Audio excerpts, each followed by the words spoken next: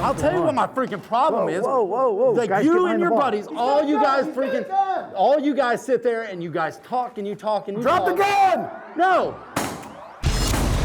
Welcome to First Person Defender, where regular people come face to face with unknown attackers. Drop the gun, sir! Drop the gun! Drop it! Drop the gun! Come after me! Drop the gun! And fight their way out. This is First Person Defender. It's important to know when it's time to exit a place. These days, sometimes an altercation can turn into something much worse. All that right now on First Person Defender. These force-on-force scenarios use training guns that fire non-lethal projectiles. When I was younger, I grew up shooting. I grew up doing some duck hunting. And then as I got into college, I started doing some competitive sporting clays and a little bit of action-style pistol shooting. I have been in the restaurant business since I've been 19 years old, and I opened my restaurant almost 7 years ago. Who's not impressed with Gavin? He's a restaurateur, and he thinks about self-defense. I have not done self-defense style force-on-force training, but I did play tournament paintball for 12 years, and so I've shot probably 1 million paintballs or so. Gavin carries a gun, but he knows that a gun is not always the answer. So he does jiu-jitsu also.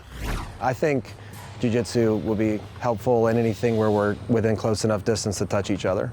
I believe that introducing a firearm to certain situations can make it worse. If I don't need to introduce a gun to a situation and it can stay less than lethal, I'd prefer to do that. Gavin doesn't always carry a gun because he's got to work sometimes. Well, we've got a special scenario for him, and I've got Adam Winch from HK to tell us all about it. All right, Adam, we've got Gavin. What do you think about Gavin? I was so impressed listening to him talk, right? He's a successful business owner, which tells me he's a thinker. He's spent a good amount of time taking good training in the firearms world. To me, it's almost like the more complete concealed carry holder. So what do we got set up for him today? So today we have, because he's a restaurant owner, we have him in his own bar.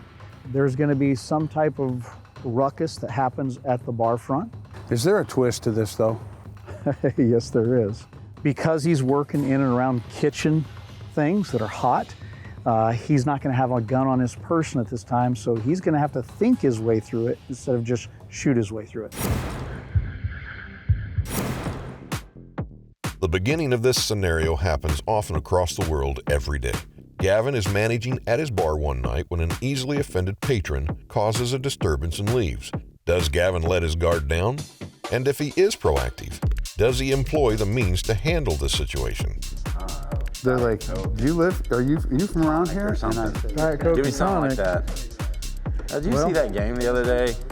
Yeah, Texas just sucks. You know, I freaking hate Texas. well, God bless Texas. No, No? he did not bless that place. All right. They weren't bad, man. They What were you need, brother? horrible. What are you talking about? man. Yeah, They did that pass. Come on, you gotta be I kidding got me, sarsaparilla man. right here. I don't know you, but please don't touch me. Hey, man, no problem. Dude, Sorry, but bro. no, it's like Texas just freaking sucks. What they did to my boys Hey, man. is not It's cool. all right, I'll get you a drink. No, all right? it's not all right. All right, give me something stronger because I'm gonna need it. A little stronger, how about Yes, a little stronger. Yeah, that'll work. That'll work. But yeah, this is freaking. I hate Texas. Why is that? Every one of them. You don't want me to get started on them. Like they. No, they don't. Be kidding me, Dude, man. please don't touch me. Oh, That's not cool. Absolutely not cool. man, I I'm guess sorry, the second bro. time you've done that, I'm kind of over it. Drinks, man, kicking This is in. not the day to start something, all Fine. right? Not the day to start something. I got that the last place I was at. You fellas all right? No, I'm done. Can I get I'm you a done. drink or something, man? Like, put your hands on me. Like, that's just freaking ridiculous. What's that guy's problem, man? Yeah, I always from get around that. here, or- Everyone. I don't always- know, man. I ain't never seen him before. I'm gonna go take a leak, man. What happened, man? What just happened? No, boss, I'm not sure, but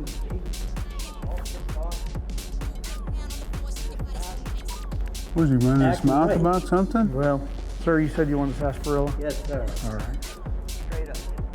Sarsaparilla. Yeah, man. I'll have one too.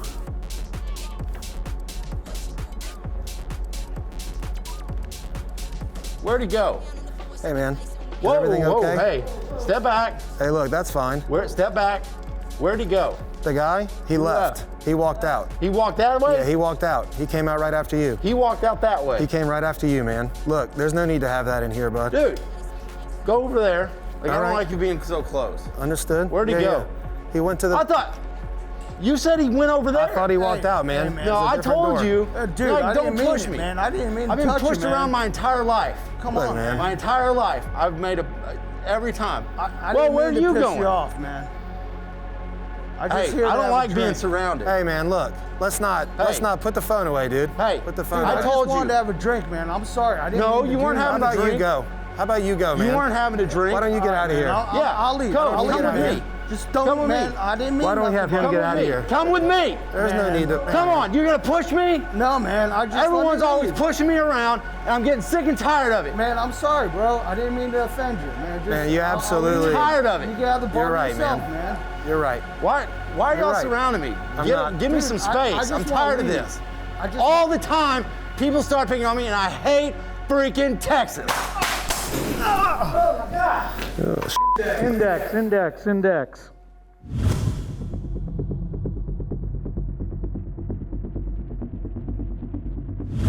All right, man, tell me what happened. All right, so we had a guy come into the bar, or some guys get into an altercation in front of me. Typically, I feel like I would try to get in a position where I could get behind a guy, but there was a wall and a door, so I wasn't able to get in a position where I felt like I could do anything, and a guy got shot in my bar. Well, this scenario is taken straight out of the news. So I don't know why you didn't get shot, but I have my ideas why you didn't get shot as well. But let's bring in Adam and see how he saw it. Well, I did mention that you didn't get shot, and I have a feeling why, but I'm gonna let you answer it because you know exactly why as well. So you had some great de-escalation skills. Your body posture was not all bowed up and big, strong, tough boy look, right? You kept a very calming posture, you kept a calming tone, you kept your body in a sense that didn't look aggressive. While at the same time, being a jiu-jitsu guy, you know how to explode into action if you want to. With a little bit of disarming skills if you need to, keeping that body posture, the tone of your whole core even, being that de-escalating look, being also ready to immediately go into action, and moving yourself, again, subtly to that position where you can go for it if you need to, but keeping that down is how you kept from being shot. Yeah, I talked to the bad guy. Bad guy said you definitely did not present a threat to him because he was absolutely going to shoot you if you became a threat. Have you heard the theory of wait your turn, right? When he focused on somebody else, you're a jiu-jitsu guy, could that have been a time you could have gone in to get that gun? Yeah, I think there was a chance, possibly. We're still a little far away for me to feel. He still seemed like he was a step or two too far for that to be like a sure thing. And if I'm trying to keep myself in a position to, you know, save the most life, getting shot right away is probably not the best way to do that. So one of the things that I've learned personally over the times doing first-person defender is this. When you need a gun, if it's not on you, it's not close enough. So let me pose this to you, Adam. He carries a larger framed, high capacity gun normally, right? Isn't any gun a better gun than no gun? Absolutely. How about a smaller size pocket gun that I'm comfortable with all the time? Absolutely. Or something small enough you can easily conceal. There's a reason why shooters like the HK VP9 so much. Modern striker-fired polymer pistol holds 17 rounds of 9mm, it's optics ready, but the grip and the trigger is something you notice when you pick up this gun. A nice grip, a nice trigger is going to help you be a better shooter. And of course, HK quality. On the range or concealed, it's a good option for you, the HK VP9.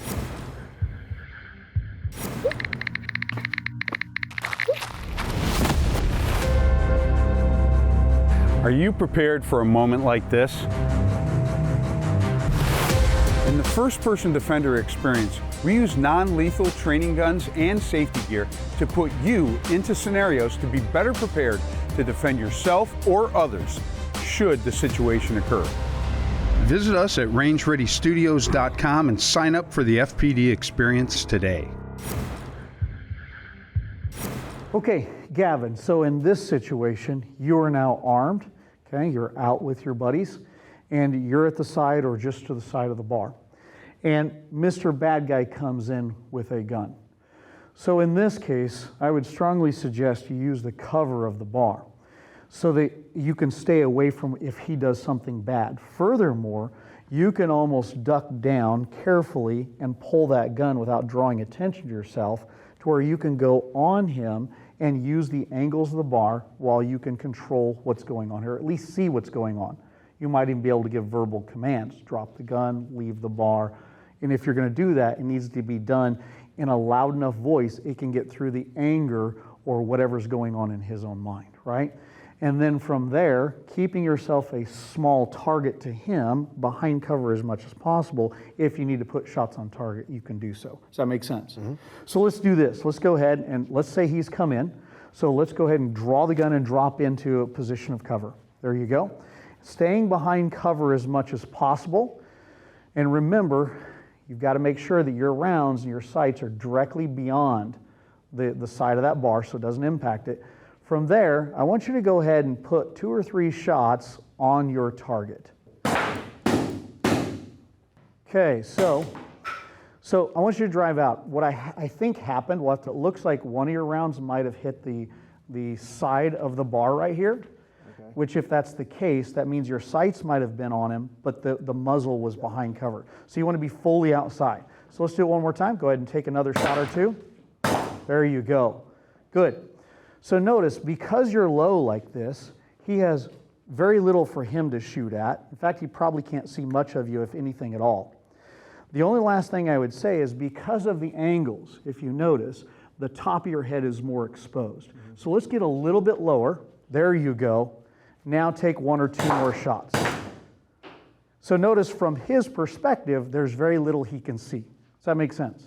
So do me a favor. I want you to go over to where Mr. Bad Guy is. I'll replicate it with my finger gun so you can tell me what you see. So notice from your eye line, I want to get as much below and behind this as possible. So from Mr. Bad Guy's perspective, he sees as little or almost nothing of me.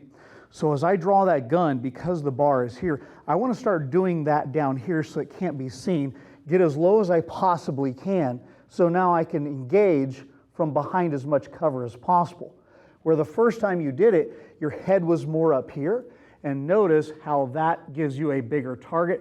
Not only that, it's the important parts. So I want to really drop the important parts as far behind cover as I can so I can engage and still be protected while I do so. Does that make sense? Yeah, it makes a lot of sense. Great job. If you want to survive a scenario like you see on First Person Defender, you need training. And we actually put on First Person Defender classes. It's a whole experience where you get to run through lots of scenarios like this to see what you would really do and get some good training to be better prepared. Go to rangereadystudios.com to sign up today.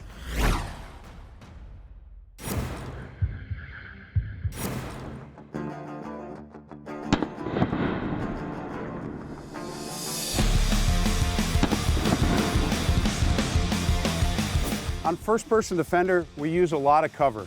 We tell people to use it whenever they can and maximize it. Well, sometimes we also have to make precision shots. Well, if we're maximizing cover and we're trying to make a precision shot and we clip that cover with that bullet, we're going to have a disaster. Because if it's a precision shot, it's probably a hostage shot, and that bullet deflects and might hit the hostage. So what I'm talking about is this.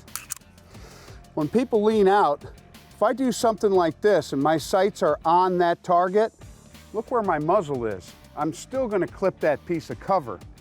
Well, what I need to do is I need to get out and get straight, or if I go on an angle, come out enough that I'm not going to clip that cover.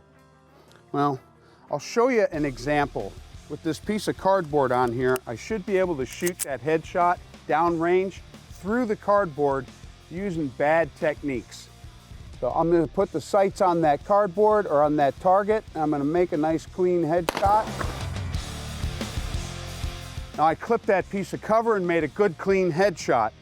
But if that cover was cement or wood or something very hard, that bullet would have deflected tremendously. It would be a bad deal. So what I need to do is I need to come out and get around that piece of cover so that I don't hit the cover and I can make a good clean shot. Well, that's with iron sights, and that's not much of a difference. We're talking about maybe a ½ an inch. I've got a pistol with a red dot right here. Let me show you that. So this pistol has a red dot. Now look at the mechanical offset of that. Think about where that dot is in the center of that window down to the center of that bore axis. So if I put that dot on that head, there's probably a good chance I might even hit the wood on this. I'll put that dot on that head, make a good clean shot, but look at how much more I hit that piece of cover. So with a red dot, I really probably want to get this gun as straight up and down as possible. So when I come out,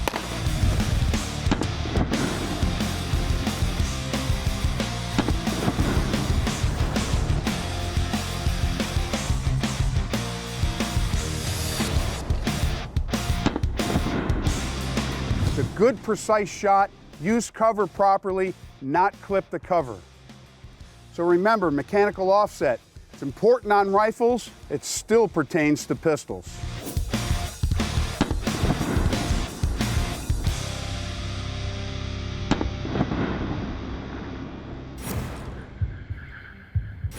The HK MP5 is probably one of the most copied carbines in the world. But if you want an HK, you gotta get an HK. Now they have the SP5, the sporting version of the MP5. Short, fun, cool, historic, 9mm, fun to shoot. What's not to like? Check out the HK SP5. First Person Defender brought to you by HK and T4E. This scenario is set up much like the first one. Gavin is at his bar. The same disturbed customer is causing a commotion. Again, the patron leaves and returns, this time with a twist in tow. Will Gavin be able to successfully implement his training? Your life's tough.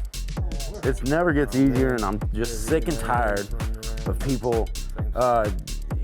Slide me a beer if you can, please. Sure, a beer. I'm just sick and tired of people. Man, probably people like you. People like you, like, sit there and you got your nice house and your nice What are you talking about, man? I ain't like nothing. No, you got the easy life. You got the cush life. Well, I work my ass off. I got to hustle. I've been working since I was 16 years old, man. Restaurant job ain't really joke. I do everything. I do everything. This guy's over here touching Just me. relax, man. I'll buy you a beer. Hey, remember what happened last time I was in here? Yeah, I know. I'm not scared to fight. Cool, man. I'm not scared to fight any of you. I just want to buy you a beer. Let me buy you a beer, bro. Dude, that is like the last time you touch me and get away with it. Hey, partner, if you're gonna start causing stuff, I'm gonna take the beer away. Hey, just calm down, all right? Yeah, and what? And why are you so worried about being touched, man? He's just being friendly. I don't like people touching me, getting in my business. That's not how we do things here at this bar. You don't go around touching people. You go around to elementary school touching people? No, same thing applies here at the bar. Friendly, like, hey, pal, you know. No, don't, you're doing it again. Partner, if you don't calm down, I'm gonna have to ask you to leave, all right? Fine, I don't like this place anyway. What's wrong with that guy? Trying Hey, to at be least friendly, he's buy him a drink. I'm gonna make sure this guy leaves. Yeah, right. Bill, I'm gonna go to the make sure he restroom, leaves. man. Guy's something. Well, hey, you can't help it, right? At least he took off. You know? At least he took I'll tell you off. what, you can give me another one. You need another one? Yeah. Here you go, sir. Awesome. Are you gentlemen doing okay? I'm good, man. Appreciate it. How's your sarsaparilla? How you doing today, Dad? No, I left. I'm back. I'm sick and freaking tired of it. What's your problem? I'll tell you what my freaking problem is. Like you and your buddies, all you guys sit there and you guys talk and you talk and you talk. Drop the gun! Pointing No. that thing. Ow! Oh. Oh. Yeah. Bill, are you okay? Bill, are you okay? You shot me, you dumbass. Bill, where'd he hit you, man? Somebody call 911. Where's the blood coming from? Where'd you get shot? In the head for real? Okay, index, index, index.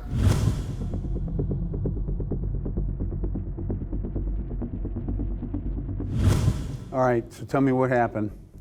I think we had a civilian casualty. Tell me how it went down, man. So we had a couple guys getting a little confrontation, altercation. They started getting a little loud. So I see that. I'm paying attention to it. I see one guy walk outside, hear some commotion. They come back inside, and the gunman has a hostage in front of him.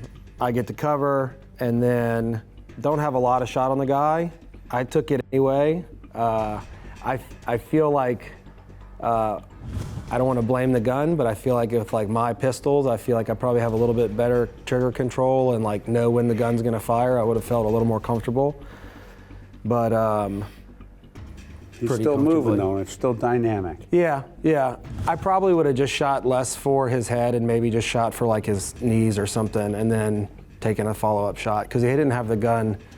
I mean, I don't know. I guess we should discuss that. Well, I think we will. But we're going to bring in Adam for that. So when Mr. Bad Guy brought in the hostage, you had done things well based on previous training. You had moved behind cover, you drew in a manner to where it couldn't be seen, you were using cover well, and then you decided to take the shot. Now ultimately that shot furrowed the top of the hostage's head and hit the bad guy, but now we've injured or possibly even killed somebody else. So I would tell you, make the shot on the first real target of opportunity that you know you can take. Yeah, I think realistically, instead of being glued to that spot, maybe I could have relocated to like this edge of the bar and then had more of an angle on the shooter. And while he's dealing with things, since you're such a small person or anything of notice there, you could have easily moved offline to where you could have had a bigger target of them, right? So multiple areas you could have done it, but that would probably be one of your better situations. But let's address that elephant in the room, okay? You shot a hostage. We take shooting a hostage seriously, because remember, that's somebody that somebody cares about, somebody loves, all right? But if we're gonna shoot a hostage, this is the place to do it. We do it in training because we learn from it, right? Mm-hmm. Now, do you want to shoot a hostage ever? No. All right, how do you feel about shooting that hostage? Not good. We always change something up in the second scenario. And although it went almost exactly as the training went, we messed him up and threw a hostage in there. Life does throw unexpected things at you, and in this case, with the exception of shooting the hostage and then later going in contact with the bad guy, overall, he did everything else right. Well, you know what? You've probably done it. I've done it. I've shot hostages in training, and it's something that I don't take lightly and I don't forget, but that is what training is for. You're absolutely right, and the beauty is learn it in training, and so it doesn't happen in real life. Well, Adam, thanks for being here. You really did a great job. We love having you as part of FPD. It's an honor to be here, and thank you.